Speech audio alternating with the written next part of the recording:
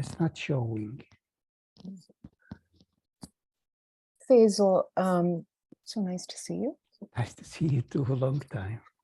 One of the most beautiful aspects of the Diamond Logos teachings, in my opinion, is the body of work around the Lataif, the subtle energy work that really I've not seen in any other teachings. I would love for you to talk about the major Latifa, at least. Yes, the Lataif in Arabic, or Latifa, the single, means subtle. So this is about the subtle energy system. We have many systems, many layers in our system.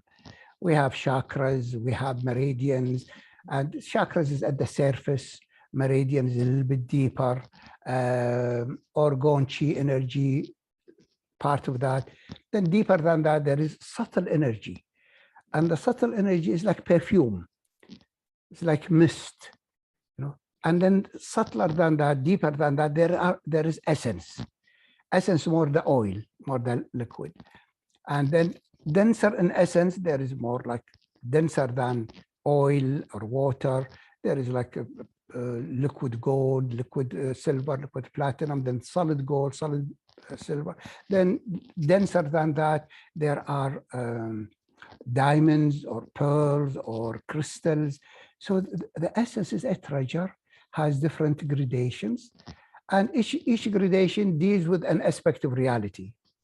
And in the Middle East and Arabia, when a person is refined, is exquisite in character, you know, and it's not just fake character, they are really in touch with subtle feelings, subtle thought, exquisite sensations, refined behavior. We call that person Latif for a male, or Latifa for a female. I mean, this person is really subtle, you know. And people in the Middle East work so much to be Latif, to be subtle, to be refined, you know, at least in the old time. Now they got assimilated in the material world, that they lost the precious things of what make a human being is more evolved and more exquisite. Chakras, there are so many of them, and meridians, there are, you know, 12 or more, and you name it. The Lataif, there are also like chakras, many of them, but there are 5 major ones, at least in my definitions, and 4 minor ones.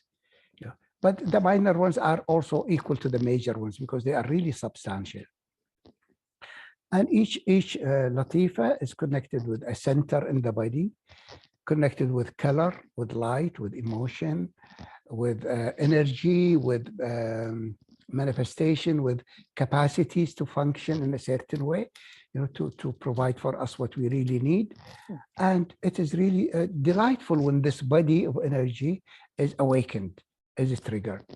And also each Latifa is associated with one high being, with one prophet or another. Oh, yeah. So each prophet, as if incarnated, a high being incarnated, manifested, and infused the human consciousness with one emanation of being. And this emanation helped the human consciousness develop through the ages. You know? So I'll give example as I get into more of the Lataif. The most famous 5 ones correspond to Christianity. Oh. You know, so even though they symbolize it, I don't do it right, but so symbolize that this is the cross.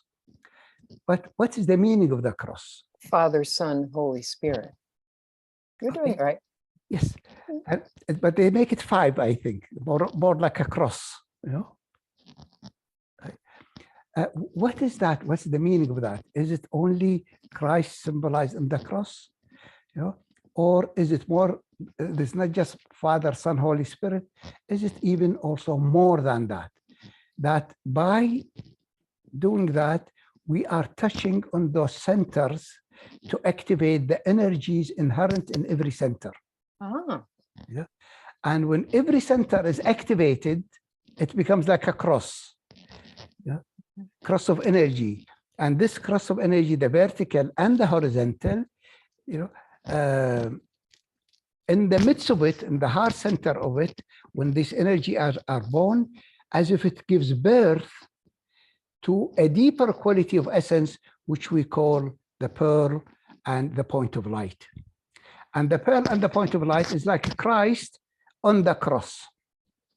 So the symbol of Christ on the cross is signifying of those 5 Lataif functioning, and the 5 Lataif are birthing a deeper aspect of essence, the personal essence, and its true identity. The pearl is personalhood, and the point is the true identity. Fascinating. It is one interpretation of this. And I received this, I think I mentioned it in one of the videos we did. I received it in Iran when I was young, 1975. I went to Iran, visited some of those Sufis, and one of them was really powerful. And he transmitted the Lataif to me, you know, more like transmission, not the way we talk about quality, center, issues, but more depths, you know. And he started the Red Death. I was scared like this. I was young, this powerful, like Don Juan kind of character, you know, Carlos Castaneda's Don Juan. Very powerful, shook me out. The Red Death, fear of humanity. Wow, what does that mean? You know? And then the Black Death, going against the self. Wow, what does that mean? Then the Yellow Death, leaving behind the loved ones. Oh. And the White Death, surrendering to God's will. I picked it up. I didn't even know Persian. My companion translated to me. It stuck in my mind.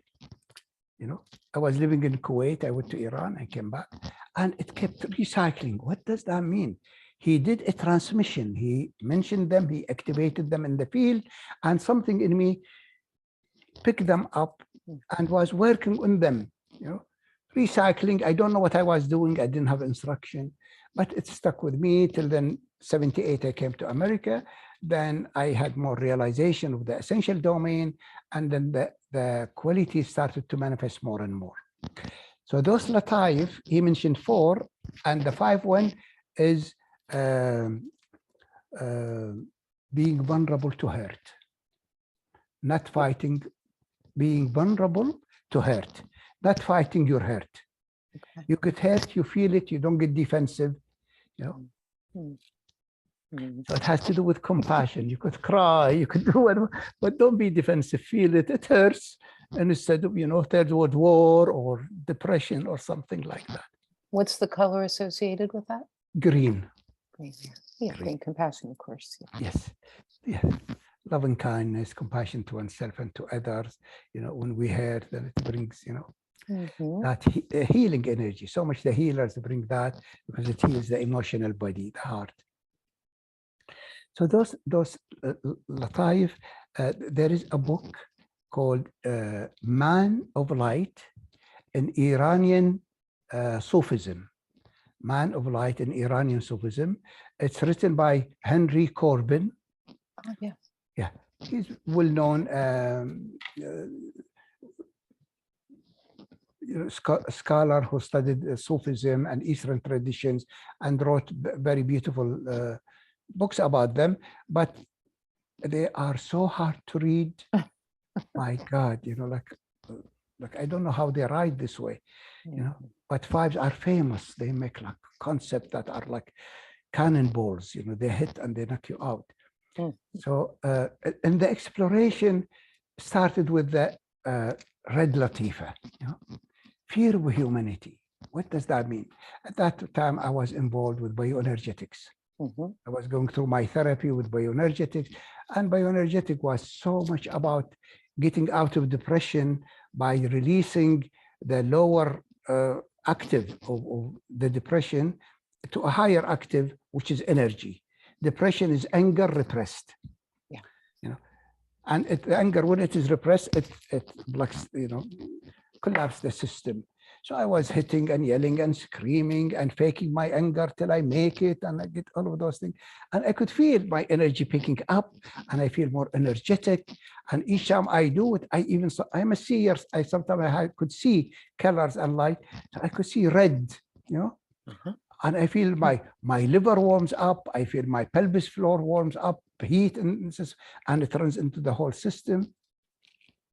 So I said, oh, it has to do with fear of life. But I feel now I was afraid. I was so afraid, vulnerable in life. I was even afraid to go to the supermarket. I was afraid to be around people, you know. And little by little. This is something that happened when you came here. Yes, when I came. Not when you were in Kuwait, right? No, when I came here. Yeah, okay. I went into that, even though I did bioenergetics before, but I didn't pay attention to the subtleties in it. You know. Then I went to Kuwait. I worked in Kuwait, groups and things like that. Then I came here to continue my education and my training, and still continued in doing the bioenergetics, Reiki therapy. So that was a glimpse of an energy that is hot, that is warm, that is enlivening, that gives a sense of courage. I felt I can go to the marketplace. Nobody gonna do anything, you know. I can look, I can do, and I can go to the cafe. Before I was so vulnerable. So this energy gave me the courage to be among humanity without being afraid. Okay. And then, Faisal, may I ask though? I've thought of red energy as also passionate and creative energy. it had passion. I felt more excited about many things that before I would not feel excited about. Okay. You know? So I went camping, I went little adventures, you know, I even hitchhiked, you know, I mean, it was really cute, like, wow, amazing, you know, thank you. So a sense of courage, a sense of adventure, a sense of revitalization. And I remember I grew up in Kuwait in a very confined, limited village. Kuwait was a mud village. And even to get Kuwait, like maybe about 5 miles by 2 miles, it was like a crescent moon with a wall around it, you know. And just to walk, you could walk and get out of the wall through one of the gates, but it means you go into the desert. And that's scary. You might be stolen, wolves might get you, Bedouins might attack you. So my mother would not even let me go 2 blocks away from the house alone. So then, it was fear of separation of mother. I wanted to go, but she filled me with fear of life. And then little by little, the pieces started to unfold. Then came like, at a certain stage in the development, the child goes through merging with mother, melting in her arms, breastfeeding. The first year, 8 months, 7 months. Then the baby begin to crawl, begin to walk away, begin to have sense of adventure. And another phase opens up, which is we call separation phase. The baby want to separate and walk away and does its own thing. And this is when the quality changes from the merging, the cuddling, which is golden essence. Golden essence melt you, soften you, cuddle you, to the energy of excitation and adventure and chasing the cat and running around. So in the developmental stages of the human being, as if the system release different qualities by age, by time. The first 2 weeks, there is just, you know, the baby is not even aware of this environment. The eyes doesn't even see much, and the ear doesn't, you know, they are in the absolute pure beingness. And psychologically, they feel like they're one with the parent, everything. not separate. Yeah, with everything, the parent and everything. It's undifferentiated stage. Everything is one into the oneness.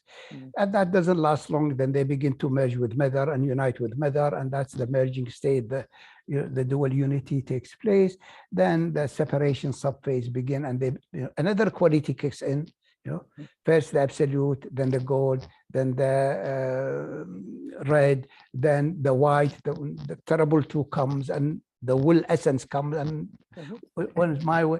Then another phase, then the pearl get born, and all of those things, as if there is a timer built in the DNA, built in the psyche, in the soul, in the human being, to unwind according to the developmental stage. As the baby grows, as if the divine, the being, has made it in a certain way that with every stage, it has what it needs. Yeah. For this stage, it needs this. For that stage, it needs that. And if we know how to deal with the child going through those stages, then the child does not have to lose its essence. Like if we don't scare it about moving around and being curious or running around and encourage it to play, the child has so much red essence. But if we scare it, it loses red essence and become yellow and pale and scared, and maybe even paranoid. And if the child goes into the will essence, which is white, feeling solidity and my way, and yes, and negotiate with the child, not to break its will, but not let it dominate the world. We create, give and take. Then the child grows with a sense of groundedness in their system, knowing it doesn't go its way all the time. Sometimes this way, sometimes that way, and so on. This is how we discover that the developmental stages that we see in childhood has correlation to the unfoldment of different essential states. So with the red Latifa, recognize that its center, they say, is around the right nipple, right bosom. But it affects the liver, and it affects the perineum, the lowest center, and it affects the right side. When it opens, it opens the right side, it flushes the liver, it gives vitality, aliveness, strength, playfulness, sexuality, passion, beautiful feelings to it. Okay. The prophet associated with this Latifa is King David. King David is the little courageous boy who got out with a slingshot and defeated Goliath.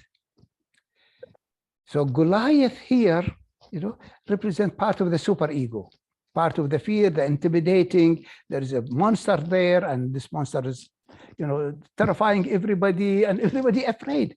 And there's nothing but superego or fears or issues like that. So this little boy gets rid of Goliath, and King David become victorious and become king and alive.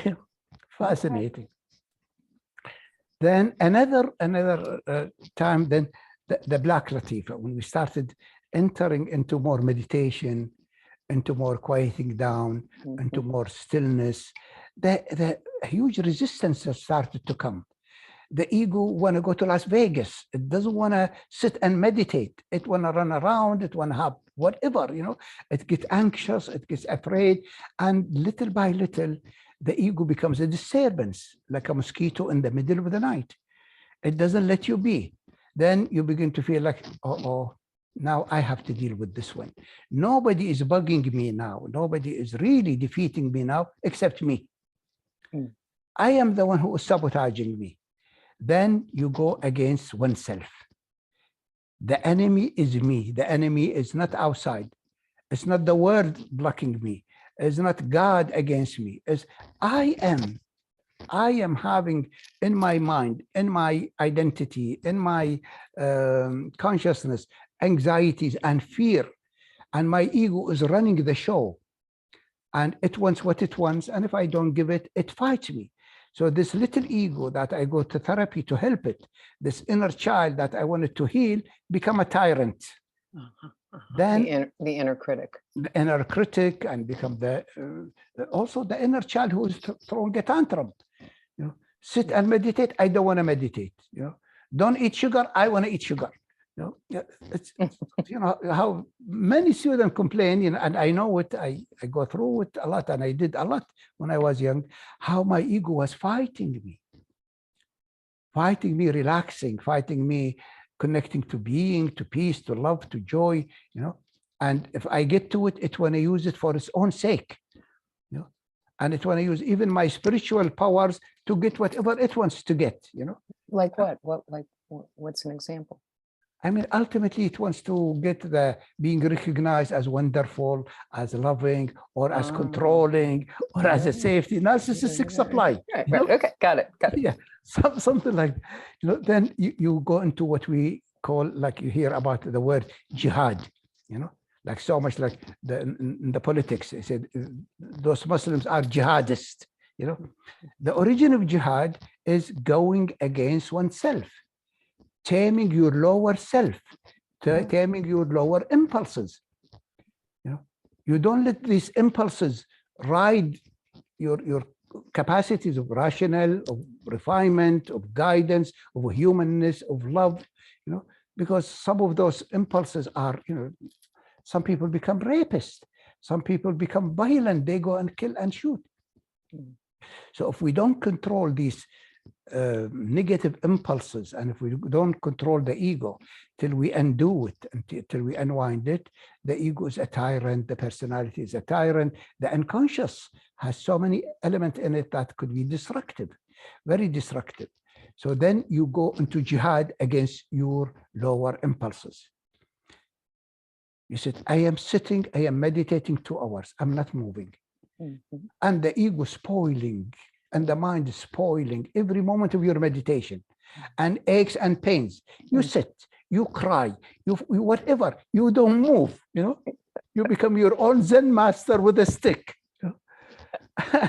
And the more you do that, little by little, this petty tyrant shows itself more and more, little by little, the complexity of it, that in this ego, in this inner structure, there is a drive for destruction, there is hate, you know, there is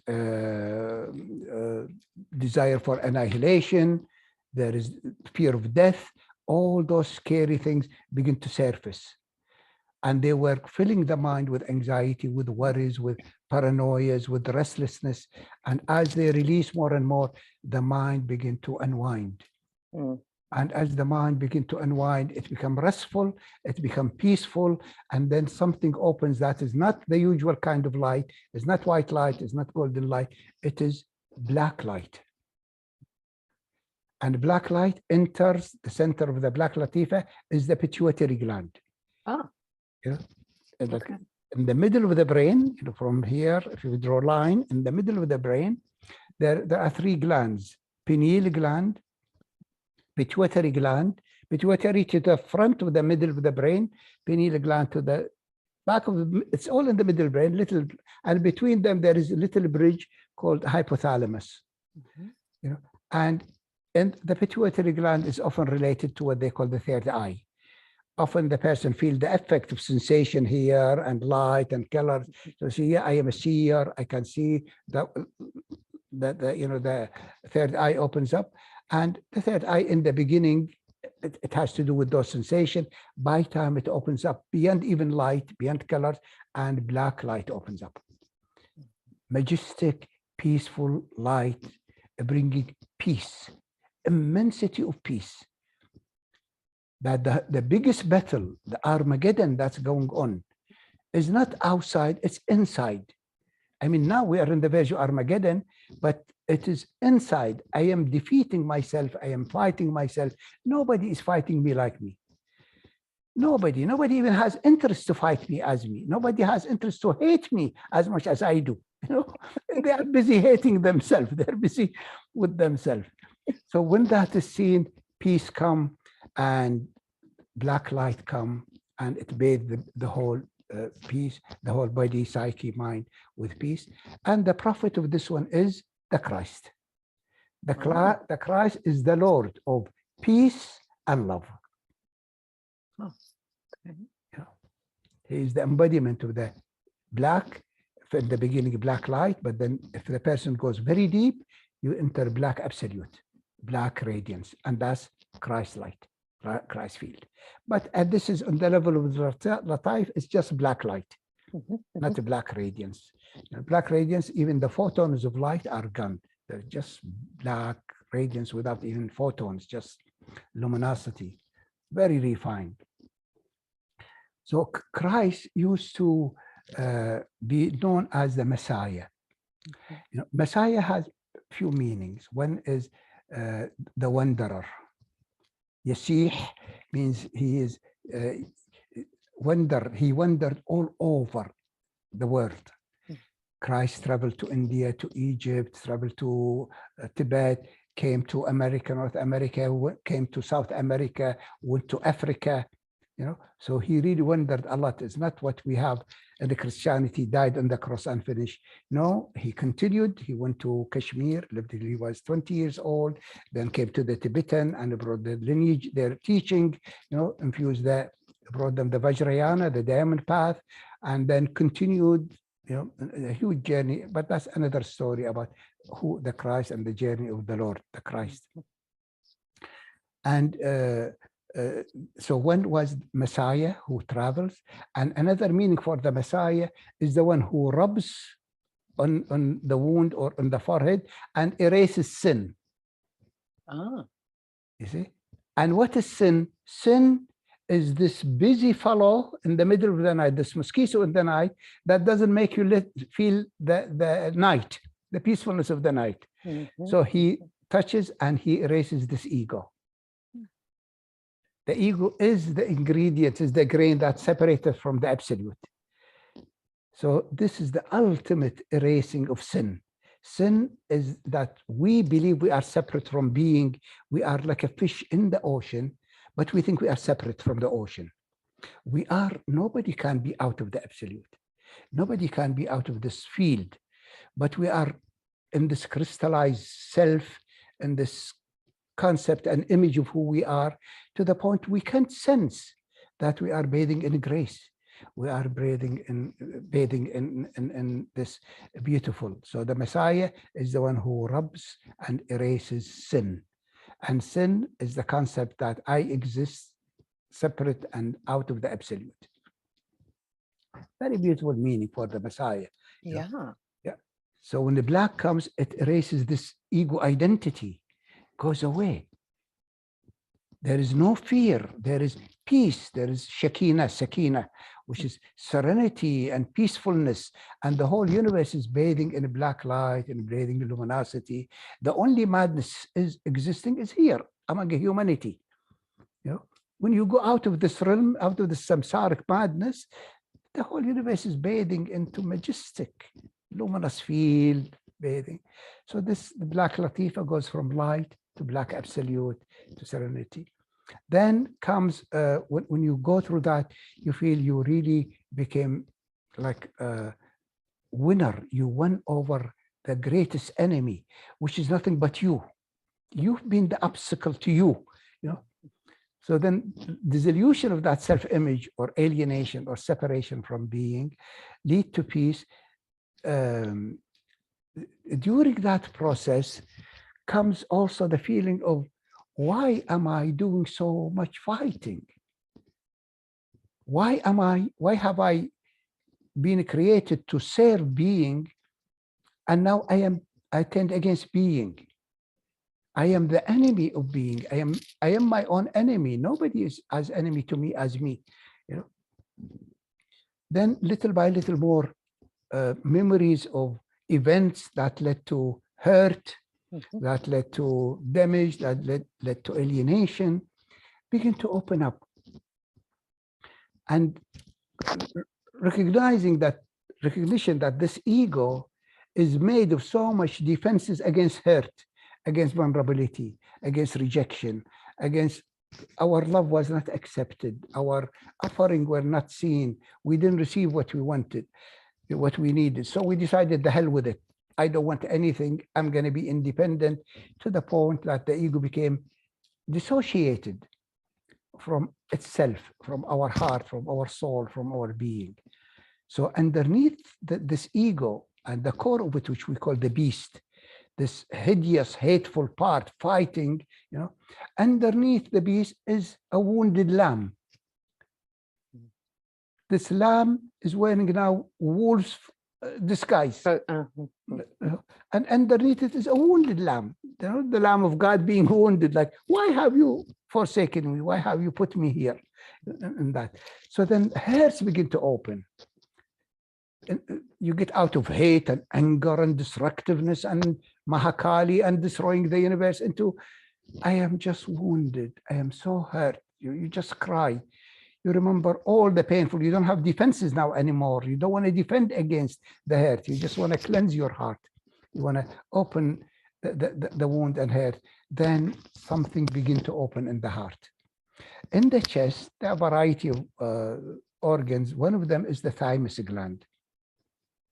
And the thymus gland in the baby is a big gland, goes between the ribs, and it can flush the system, build up the immune system. And it also has the sensitivity to also protect psychically protect the child from hurt, emotional hurt. So if the child gets hurt emotionally, the pituitary gland, it holds. Yeah, then the pituitary gland soften and crying come and delicate water runs, and the crying releases the hurt, and the child start all over again, then get hurt. Then it start again after millions of times being hurt, being rejected, being not seen, being invalidated. Then the thymus gland begin to atrophy. In the medical field, they believe that the thymus gland atrophies, I think, by 5 to 7, and stays atrophied. It's not really active so much. Wow. In the essential domain, we know it can be undo. You can undo the atrophiness of it, and it can juice up again and can plump again. And as it opens up, it brings so much tears and hurt and crying and tenderness toward oneself. And it shines with a green light. And this green light has the effect of tenderness, of loving kindness, of compassion, of soothing. And then you feel as if between your ribs, as if burning goes to go between your ribs, as the energy goes between it, and it feels like deep heat mentholatum. That mentholatum, when you rub it, like Vicks vapor rub. Yeah, it feels burning. And so when the energy starts to go into the thymus gland, it begins to activate and becomes cold heat, refreshingly cold heat, filling the psyche, the heart, the mind with tenderness and kindness and compassion, and remind like of the Christ saying, suffer the children. You really feel so much compassion knowing how much the children suffer in losing one quality of their soul after another, one quality of their body after another. We lose even connection to our body, our organs, our capacities. So this quality of loving kindness, refreshing, the thymus gland opens up, it helps with the immune system, and that's a form of compassion from the divine, that we are given an immune system that can fight so much of the diseases and illnesses around. So this Latifa fills in the chest and brings tenderness, and this Latifa is associated with the Prophet Muhammad. Muhammad was sent as the messenger of guidance and compassion. Christ is the Lord of love and peace, and Muhammad is the messenger of loving and kindness. Sorry, not loving, guidance and kindness. Because he brought so much consciousness. The Arabs at that time, the world at that time was so regressed. They didn't understand much. There was no consciousness. There was no knowledge. So he brought a lot of education in the Quran. Don't do this. Don't do that. Don't bury the girls alive. Don't steal. There was so much atrocity at the time, and it's still going on. So he brought guidance that in order to preserve humanity, we have to go the way of compassion, to know that this human being can go wrong and can go right. And we need to help the soul navigate the right way by guidance and by loving compassion. So it's similar to Buddha. I was just going to say, it's the same as the Buddha, really. Very, very similar to Buddha, and it came with a religion, the whole religion about it. So that's associated with the Prophet Muhammad. Then when you reach compassion. Watch careful when you touch your chest, because it's hitting the microphone. Oh, sorry. Yeah, when you reach compassion, when you reach that tenderness, as if the chest begins to expand. And you feel like, oh my God, now I quieted the paranoid mind and this restless mind, and I'm in peace. My mind is peaceful, and my heart is full. And it feels, wow, it's time to celebrate. I feel so happy. I feel so joyous. What was scaring me is not more scary. Bring on the yellow. Yeah, bring in the yellow. Have joy. have celebration. Then the center under the left side opens up. It affects the spleen, the pancreas and the spleen get affected, and it flushes the whole left side, and it affects the pericardium, the sac around the heart, and it brings a sense of joyous playfulness, and it takes away the depression. It takes away the heaviness of existence. It takes away the doom and gloom and oi, oi, oi. Now it's like, I just want to celebrate. I want to sing. I want to dance. And it brings many qualities, celebrative qualities of essence. But as one person through that, goes through that, reaches that, it brings some kind of reaction. How can I be so happy when everybody is suffering? Oh, yeah. How can I celebrate when people are dying? Then you watch the guilt. You watch how the spiritual superego coming, as if the world needs more suffering. If the world doesn't need any more suffering, the world needs light, needs joy, needs uplifting. We need to bring those souls from the lowest realm of suffering to the light, to the kingdom at hand that's so glorious. And if I drown, if I go to be with them, then I am one drowned person with another 100 billion drowned person. So then little by little, the guilt goes away, and it has to do with leaving behind the loved ones. I leave behind humanity. I leave behind my mother and her suffering. And I leave behind my father, sister, brother, friend. They are in the old suffering domain.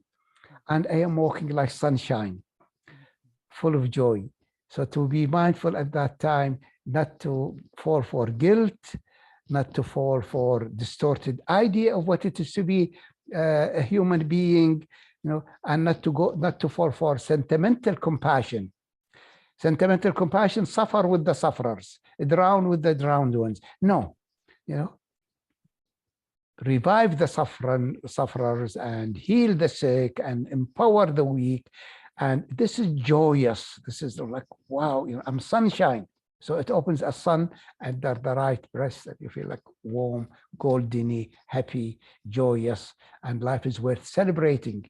And instead of doom and gloom, if every doctor gonna have the same disease of his patient, in the name of affinity or in the name of love, the doctor won't survive a week. So the doctor has to be healthy in order to empower and give health. It's a different. Yeah, I so appreciate what you're saying, Faisal, and I think I'm in touch with walking that tightrope, being very often on the edge of feeling full inside, but keeping it contained, because in the face of that, people shrink. Yes, they do. But you have to leave them behind. There is a story that the Prophet Muhammad at one time, he was taken to heaven, and the angel Gabriel opened the door to paradise and said, welcome, come. And he looked and he stepped at the door. He said, I can't step in. He said, why? He said, how about my people? Mm-hmm. And he said, then of course, the angel Gabriel told him, this is the way. If they follow it, they will enter too. They have to clean their act, and paradise is open to them. So this is also leaving behind the loved ones, and some of it, like especially for some of us who are like parents. I hurt my children. I damage them. I see where they are. And my heart breaks for them, how much they suffer in this world. While I am full of joy and full of light, and I could have used the guilt and false compassion to stop me from reaching the joy, and continuing my journey. And if I did, then I would have made them unconsciously pay the price for it. You are causing me trouble in life. It is because of you I am this, and because they pay the price. But when I reach the light and the joy, I said, I camp here. And then I send them from here, blessings and light, and slowly invite them to come and join me in the kingdom of light, in the kingdom of love. So we have to shift so much old-fashioned thinking, regressive thinking that lead to ego trips, false compassion, false understanding of what humanity, what humanness is. The human being is not going around suffering for humanity. The Dalai Lama, who embodies the green, he is so happy. He is all the time laughing. In fact, he's the only one who laughs so much at his own jokes. As I said before, I love it. He's delighted in himself.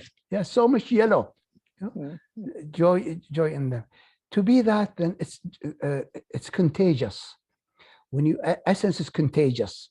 When you carry essence, it rubs on people, and it brings their essence to the surface. It's magnetizes, So if you are an essential person, wherever they go, they activate the essence in people around them, without the people knowing. Fascinating how benevolent essence is, but it's joyous, it's happy. What to do? And once you reach that, you begin to feel like, wow, this, you have a glimpse of the perfection of this universe, how beautiful this is.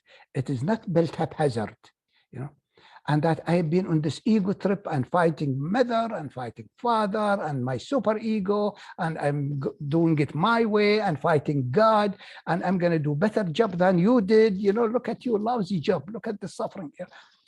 All this savior trip, all the other trips begin to go away. You in this stage, the yellow has to do with the Prophet Abraham. And the yellow not only has joy, but also curiosity. You come out from the dull mind, from the depressed mind, and you become curious. And the Prophet Abraham was very curious, and his curiosity was about God. He wanted to know what God is. So he go ask his dad, the tribe, what is God? So they take him to the idols. They used to worship statues. This is the God of rain, and this is the God of power, and this is the God of wealth, and all of those things. And then when Abraham, got stronger, he said, I'm going to test those gods. So he took a hammer and broke them, And so people, one night he demolished them, except the Maha statue, the biggest statue. He left it there. And so they found that he did it. So they caught him, and he said, why did you do it? And he said, why don't you ask the biggest God to tell you, He will tell you the answer why I did it and why is this. So then he got them, like they couldn't say anything. So they built a fire and they throw him in the fire, but God turned the fire into peace and grace and evolution for him. So Abraham was curious all his life. He would look at the moon, and he sees the moon shining at night. He said, this must be God. Look, it's illuminating darkness. Then the moon fades away and the sun comes. Oh, the sun is more powerful. It must be God, And then the clouds come, cover the sky. The cloud must be God. He was, what is God? What is God? What is God? So the flame of curiosity in him was kindled. Nobody was knocking him down. Don't ask. This happens at the age of, I remember 3 or 4. I remember like my son and my daughter, like, Dad, where are we going? To the store. Why? To get some food for dinner. Why? Because they're curious. Why, where, how, when, and sometimes boring, you yell like enough, but to them, their mind is just curious, I remember like my son would look and, Dad, look, the moon is following us. We're driving in the car. It's beautiful mind, beautiful. And if we squash this curiosity, I remember like in the Middle East, I turned against Islam so much as a child, because not Islam, because what they taught us about Islam. Don't ask what God is. Don't ask this. Don't mention that. Repress, like lose your curiosity. While the Prophet Abraham was curious. He questioned God. I want to know what God is about. Is there God? Isn't there God? And if this flame of yellow, diamond yellow, comes in, the mind and the psyche feel curious in life. I want to know about this nation and that nation. I want to know about the system. I feel I am open. I'm curious. I'm delighted. I see the Inca does this and the Mexican do that and the French do. And I am delighted and curious and careful about not to adapt the negative and to take this joy, this interaction with life, and has to do with allowing not squashing the child and allowing his and her curiosity to kindle. So then, Faisal, question: when you're associating these with stages of development, do they emerge in a certain sequence for most people, or yes, most people, there's certain sequence. That's why they have in the ego psychology, developmental psychology, they have the stages: separation, right, individuation. All there is a sequence to it, but not necessarily this is the way it always happens. You know? Okay. So for most people, it has these traces, but some children come exactly the opposite. They say the child starts with the smelting journey, and my daughter started with the red essence. She was alert and awake and feisty for 2 years. And when she reached the age of 2, she came and snuggled to me and said, "How are you feeling?" Said, cozy. Oh. She went into gold. While her friend who was born the same age was so much goldeny, melty, 2 years just like that, and then red came. So there are exceptions depending on the evolution of the soul. One soul might come this way, but generally the human being, like any species on earth, follows certain development. And in ego psychology, developmental psychology, they saw some of it, but there is much more to add to that knowledge. So what is the general sequence of Lataif? Red, black, green, yellow, white? No. I put it this way to teach it. I put it red because it was to animate that student. They're coming, they're burdened with issues, they're shut down. So I have them dance, I have them yell, I have them breathe, I have them animated, so they get some energy going so they can go deeper. Then their mind comes, I deal with their issues and doubt and how their ego, they need to really not to let their ego run the show. They have to be, then I introduce the black. Then the black I introduce brings the hurt. Then I introduce a little bit of the yellow celebration. Then I introduce, I start green. The green. Then I start the white. I start with the white, then the red. White, red, black, green, yellow. I end up the 5 Lataif with celebration. So white, I started with it, but this time I left it at the end. White has to do with the prophet of it is Moses. And Moses has an encounter, an episode with Pharaoh. And Pharaoh there is the inner Pharaoh and there is the inner Moses. The inner Pharaoh symbolizes aspect of the superego. This commanding, blaming self, this castrating voice inside. You're not up to it. You don't have what it takes. You're no good. This demolishing voice inside people that regresses them, that make them small, that make them insignificant. And they think that it is God. So it is always castrating them, always reducing them. And little by little, we help the person become aware that there is something called superego. And the superego is another ego, but it thinks it's super. It's playing God within. It's playing the all-knowing, the all-capable. And little by little, we encourage the student to stand up to the ego. To literally even have them stand up, bend the knees, and look and yell at the superego. And then they keep reducing the superego, and they begin to detect when the judgment coming to say, I don't need the judgment. Even if the judge is saying something truthful, say, tell me the truth of it, but don't judge me. Like always the superego comes, either before discouraging, or if you do it and it doesn't work, then it blames you. So there's a blaming self, commanding self. It commands you to do something, and if it is wrong, it blames you for it. So little by little, the person begins to see, I am always under the mercy of this ego, and I was afraid. So then inside they awaken, they look, and they see it's just a superego. Then the image of Father come, and the image of controlling mother come, manipulative mother, abusive father, whatever, they begin to release those memories. And little by little, as if Moses stand up to Pharaoh and dismantle Pharaoh. Okay. So this one has to do with surrendering to God. When the person sees how much there is beauty to this existence, says, oh, there is perfection to this universe. Everything is done in balance and beauty.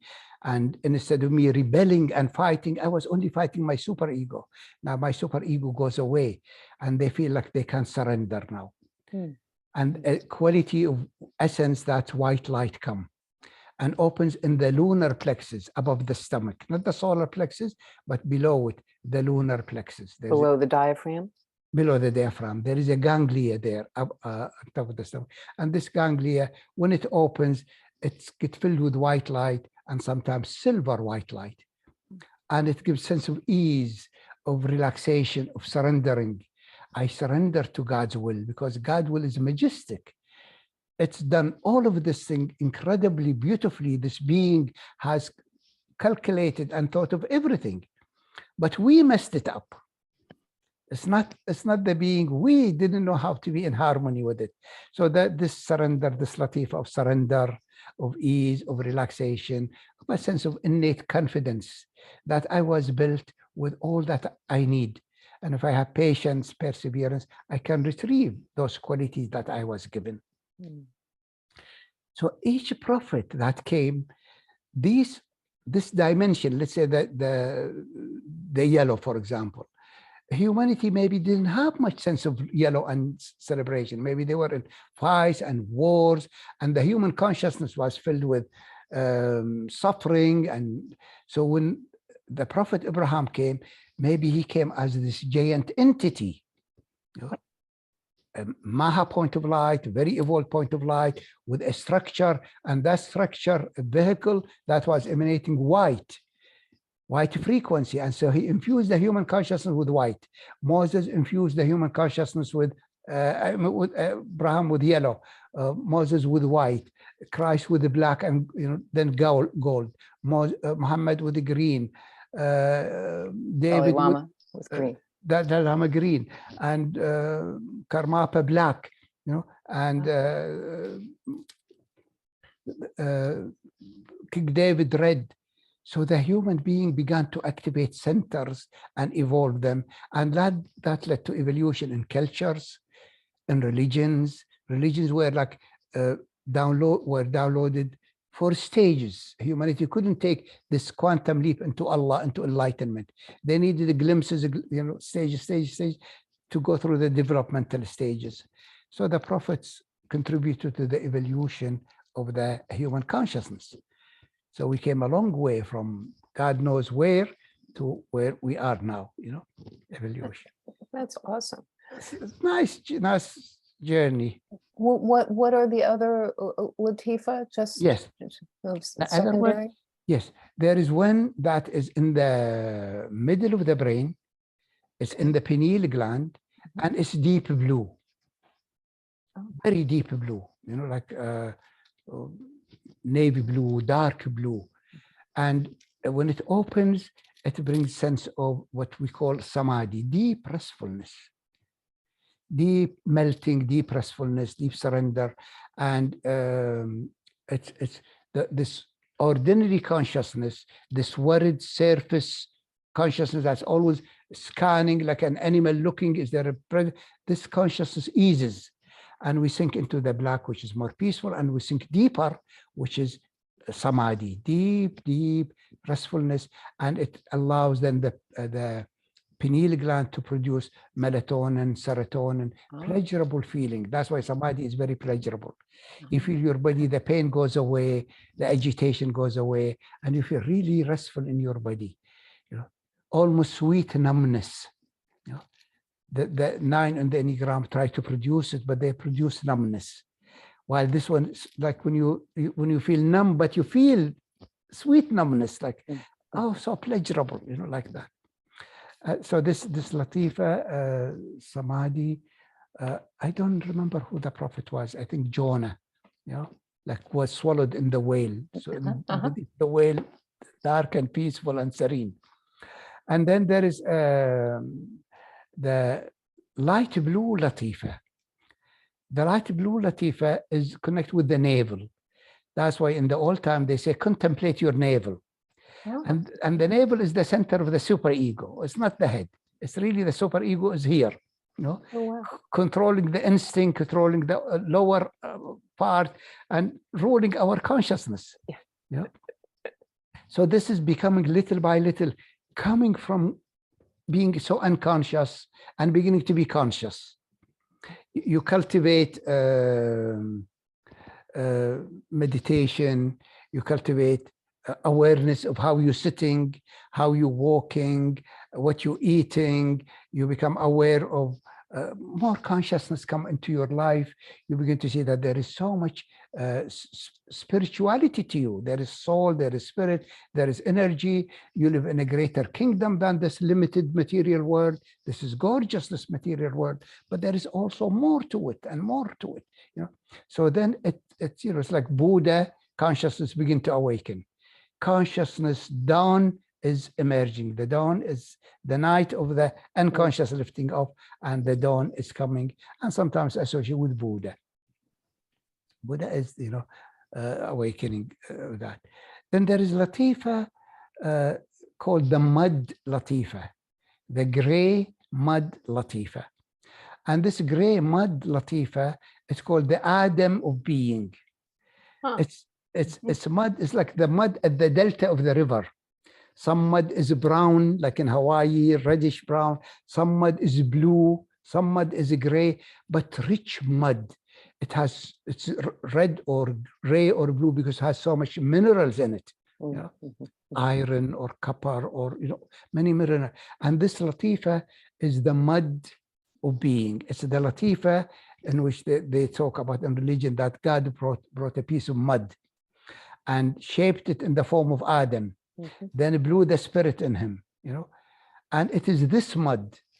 And when you go into the depth, you surrender to that, you feel that you need to let go of your intellect, sophistication of mind, and all of those conceptualization. You need to let go of your emotionality and feeling. You need to let go of what you think your body is. You are nothing but a piece of mud. You're not spiritual. You have to let go of your spirituality, of your enlightenment, of your whatever.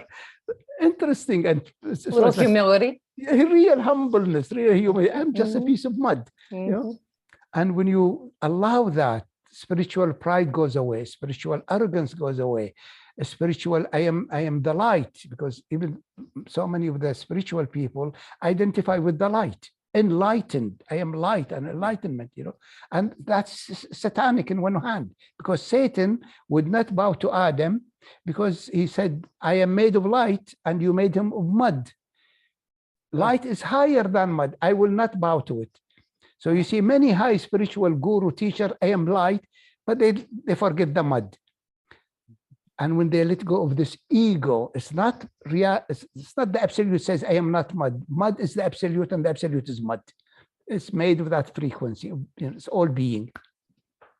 When this arrogance gone, the perineum opens up and brings sometimes fear of being put in the grave, and I am buried, and the worms eating me, and you allow the worms to eat you, and all of those things. You feel the worms are nothing but false pearl running through issues, yucky stuff coming out of your body, and the mud is filling your body.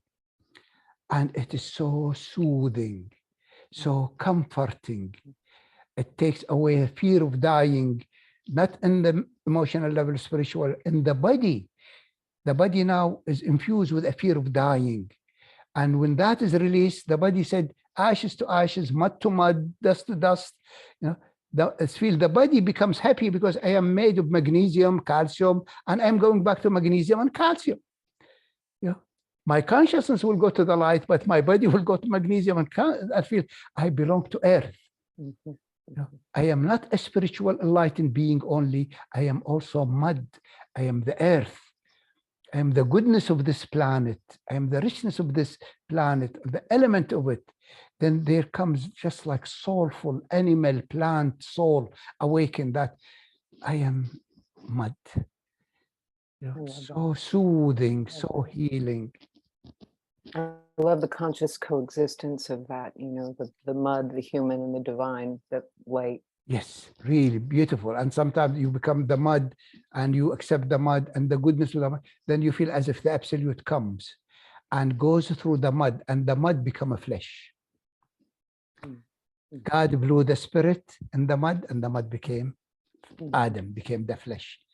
All alchemical transformation on the essential domain, you know, that is really remarkable. And the Lataif reveals that, exposes that. What did I forget? Pink? No, the other one is the throat one. What is the gland here? Thyroid? No, it's middle blue.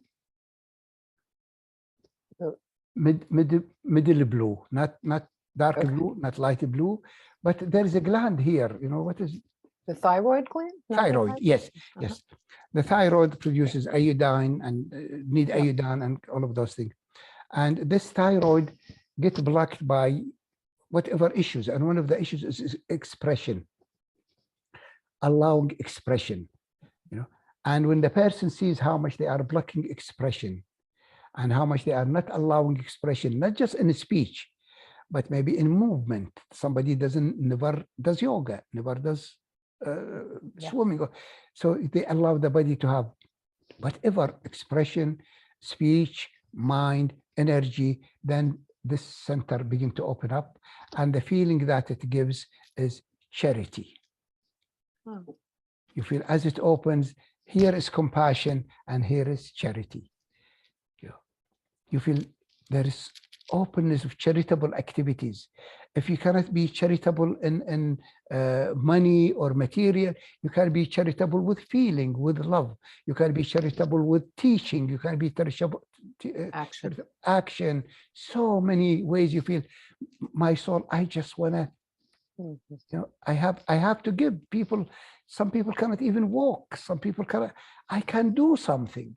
You know, I can be with children and read them a story. You know, you feel your soul really blossom in charitable activity. You know, and that's the blue Latifa, the charity. You know, and then deeper than the Latifa, you get to pink, you get to dense white, you get to the essential states. I see. Okay. To oil, to gold, to pearl, to dimension. But this is those when they open, like as if you are really a person of subtle energy. And the most of the qualities are not just light, they are like soft light, like almost fluff light. Yeah. That's why it's subtle. It's not like gross. It's not like bright light shooting, and you know, not like diamond or like Mahakali. No, it's subtle, very, very soft, like perfume running in the system. Your body is more relaxed, more at ease, more fluff. So as a seer, Faisal, this is something that you can see maybe a some level of photonic structure that you can see that others can't. No, many see them, like, you know, I didn't know about them because, you know, I mean, before I saw them, others saw them, you know, like when you read the Man of Light in Iranian Sufism, they talk about those Lataif. They saw them. Some people have the ability to see, and it's not like seeing an aura, it's not like seeing an object, it's seeing, feeling, seeing, as if I feel, I see, you know. The aura is more, some people can really see the aura because it's electromagnetic field and their eyes are sensitive, it can see that, you know. But the inner seeing is like a diamond. You can see, feel, know, you know, as if it is this way, you know. And sometimes, no, it's very vivid. Sometimes I see some qualities like as if it's more real than even the structures I see now. You know? But I have to be in a lucid state, in a clear state, then my inner ability to see becomes very clear. These are gifts that we have. We are equipped, this vehicle is equipped with miraculous, you know, qualities that are dormant. We can awaken them. Mm, mm. And it doesn't have to be esoteric, and it doesn't have to be weird. It can be enjoyable. It can be refreshing. So this is a nice bouquet about, there was the dimensions of love we did, and this dimension of the Lataif to get flavor of. And of course, to activate them, you really have to do exercises and process and inquiry and deal with your psychological issues that block them. We used to have them, but they got blocked, by whatever issues, rejections, hate, denial, merging, negative merging, all of those things made us lose those qualities. Mm. It's beautiful. That's a wonderful overview. Thank you, Faisal. Yeah, thanks.